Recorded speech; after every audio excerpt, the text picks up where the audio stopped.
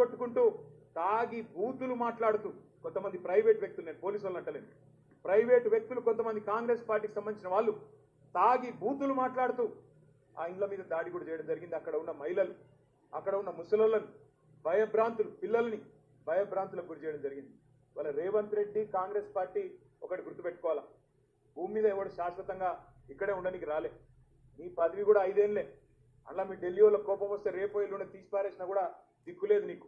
నేను ఒకటే గుర్తు చేస్తున్నా, రేవంత్ రెడ్డి చక్రవర్తివి కాదు, నువ్వేమి రాజువు కాదు, నువ్వేమి పెద్ద నియంతవు కాదు. నీలాంటి వాళ్ళు చాలా మంది వచ్చిండ్రు, చాలా మంది వస్తారు ఇంకా భవిష్యత్తులో.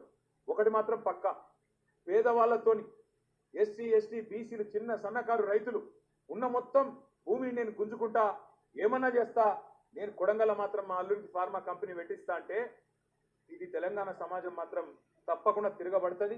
ఇలా కొడంగల్ మరలబడ్డది, రేపు తెలంగాణ మొత్తం మరలబడుతుంది.